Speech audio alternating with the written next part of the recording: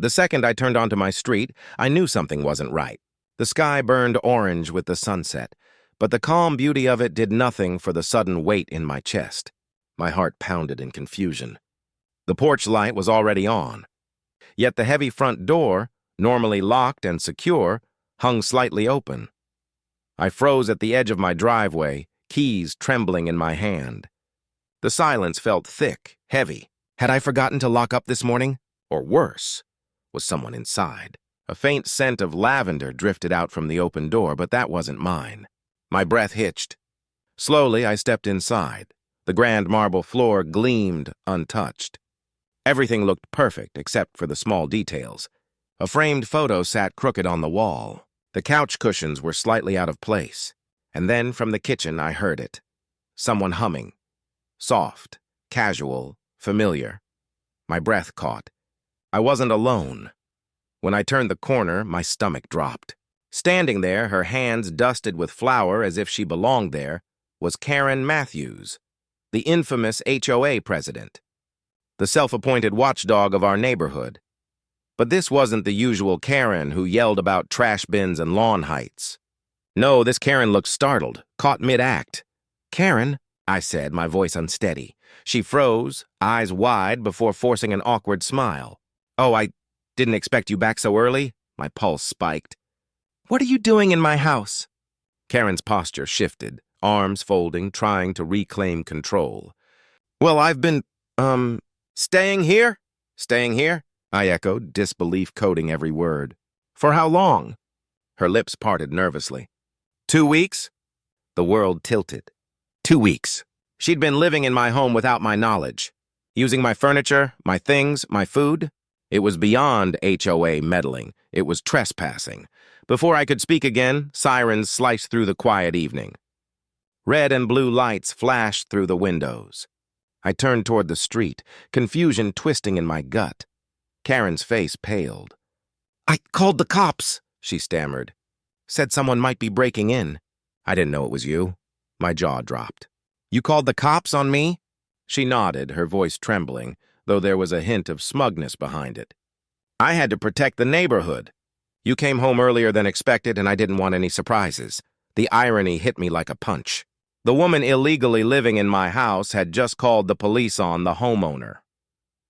Flashing lights danced across the marble floors as 2 uniformed officers stepped through the open doorway. I motioned for them to come in, my mind still spinning. "Sir, ma'am," the taller officer greeted politely, his tone alert. "We received a report of an unauthorized entry." Karen stepped forward first, putting on her best innocent face. "Yes, officers. I live here now, temporarily." I almost laughed in disbelief. "Temporarily?" "Karen, you've been living here for 2 weeks without permission." "That's trespassing." Her smile faltered. "I didn't mean any harm, it just sort of happened." The shorter officer shot a quick glance at his partner. "Ma'am, do you have any proof that you live here?" Karen fished a crumpled HOA newsletter from her bag. "I oversee the neighborhood. I thought I could stay here while handling some community matters." The officers looked at me. "Sir, are you aware of this arrangement?" I shook my head sharply. "Absolutely not." The taller officer's expression hardened. "Ma'am, you need to leave immediately. This is private property." Karen's mask cracked, her voice rising. "I was protecting the neighborhood." One of the officers stepped closer, his tone firm. "That's not your call to make. If you don't leave now, we'll have to take further action." Karen hesitated, then huffed under her breath and began gathering her things, still muttering about misunderstandings as she shuffled out. The moment she crossed the threshold, I shut the door and leaned against it, exhaling hard. The officers stayed behind to take my statement and run a quick background check on her. As I spoke, my eyes caught something strange, a small, worn notebook sitting on the living room table. I flipped it open. Inside were pages of handwritten notes about me. My daily schedule, my grocery lists, even my security codes. My blood ran cold. Karen wasn't protecting anyone. She was tracking me. The shorter officer noticed my face tighten. "Sir, did you find something?" I handed him the notebook. "Yeah, looks like she's been planning this for a while." Both officers exchanged grim looks. "We'll make sure this goes on record." the taller one said firmly. When they left, I locked every door and window twice. The house finally felt silent again, but not safe. Emily would be home soon, and I had no idea how to tell her what had just happened. Karen's betrayal ran deeper than I'd ever imagined. It wasn't just a neighbor stepping out of line. It was an invasion of our lives. The real question now wasn't just why she'd done it, but what she was planning next. And as I heard Emily's car pull into the driveway, I braced myself for the hardest conversation of my life. "Emily," I said quietly, the words catching in my throat, "you're not going to believe this. Karen, our HOA president, has been living in our mansion for 2 weeks without us knowing." Her eyes widened instantly. "What? That's impossible." "How?" I explained everything. The open door, the lavender scent that wasn't ours, the humming from the kitchen, Karen's confession, and the police showing up. Emily took a long, steady breath, her expression hardening as the shock settled in. "This isn't just trespassing," she said firmly. "It's a serious violation. Someone broke into our home, lived here, and watched us." "That's stalking," I nodded grimly. "There's more." I found a notebook, pages of notes about us. She knew our routines, our security codes, everything. Emily's jaw clenched. "This isn't some HOA drama anymore. This is dangerous." That night, while Emily was on the phone with our attorney, I couldn't shake the eerie feeling that Karen's invasion was only the beginning. There was something deeper, something we hadn't seen yet. The next morning, Emily started digging through community records, social media, and old HOA documents. What she found chilled us both. Karen's perfect reputation was a mask hiding years of manipulation and deceit. Neighbors who once adored her now kept their distance, whispering about her temper, her power games, and even rumors of strange disappearances around the neighborhood. Emily sat me down, her face set. "She's a control expert. The HOA was just her stage. We both knew what had to be done. It was time to take control back." Emily arranged for a full security overhaul, new locks, alarms, and cameras placed around the property. Then we decided to call a community meeting to warn our neighbors about Karen's true nature. But Karen didn't take it quietly. Her calls to the HOA board became relentless. She accused us of harassment, threatened lawsuits, and played the victim. Fortunately, with Emily's attorney involved, her threats went nowhere. Then, one evening, as we reviewed footage from the new cameras, I noticed movement near the side gate. My heart stopped. A figure slipped into the yard, moving stealthily toward the house. I zoomed in and my stomach dropped. It was Karen. Emily didn't hesitate. She grabbed her phone and dialed. "This ends right now." Minutes later, the flashing lights returned. The police surrounded the house, catching Karen red-handed as she tried to sneak back inside. She screamed as they cuffed her hands behind her back, her eyes full of venom. "You think you've won? This is just the beginning." Emily met her glare, calm but unflinching. "No, Karen, this is the end of your control." News spread through the neighborhood like wildfire. People who once saw Karen as a protector now struggled to process the truth, that she had been living in our home, spying on us, pretending to be our savior. The HOA board called an emergency meeting.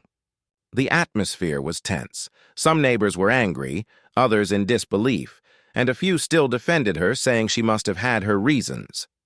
But Emily stood at the front of the room, composed yet fierce. "I understand this is hard to accept," she began. "But Karen's actions didn't just endanger me and my husband, they endangered all of you. This isn't leadership. It's a betrayal of trust." Her words hit hard. Slowly, the room shifted. People nodded, whispering among themselves. The board voted unanimously to strip Karen of all HOA authority and implement stronger community safety policies. But the nightmare wasn't over yet. Karen began filing counterclaims, accusing us of harassment, defamation, even invasion of privacy. But with the security footage, police reports, and her own notebook full of obsessive notes, her case didn't stand a chance. Emily and I found ourselves at the center of attention, a storm we never wanted but had no choice but to face. Some neighbors stood by us, offering support. Others stayed distant, unsure of what to believe. One afternoon, a neighbor approached me hesitantly. I'm sorry it took me this long to realize what was happening, she said softly. Karen fooled us all, I gave her a tired smile. Sometimes the people you trust the most turn out to be the ones you should fear. Through it all, Emily never wavered. She coordinated with our lawyer, met with the police, and made sure every piece of evidence was airtight. She was our anchor through the chaos. Weeks later, as we walked the perimeter of our property under the evening sky, new locks gleamed on every gate. Motion sensors blinked softly in the darkness. "This is our home," Emily said, her voice gentle but resolute. "And it's going to stay that way." The nightmare that began with an open door was finally ending. Still, some wounds don't heal easily, especially when your own home becomes a battleground. Months passed after Karen's arrest. Life slowly began to normalize, though the echoes of what happened still lingered. The community started healing. The HOA introduced new privacy rules and safety protocols. Neighbors, once distant, began talking again, cautiously at first, but united by the shared shock. Emily and I often sat on the porch at sunset, reflecting. "It wasn't just about trespassing," she said one night. "It was about trust. About what happens when the person who's supposed to protect the neighborhood becomes the threat." I nodded, watching the stars fade into view. "It's terrifying how easily someone can invade your life and make you question everything." Emily smiled faintly. "But it made us stronger. We learned to protect what matters and who to trust. We had rebuilt what Karen tried to take. The mansion no longer felt like a violated space. It was home again." When the final court verdict came, it was clear and decisive. Karen was banned from the community permanently. Her attempt to twist the story collapsed under the weight of the evidence.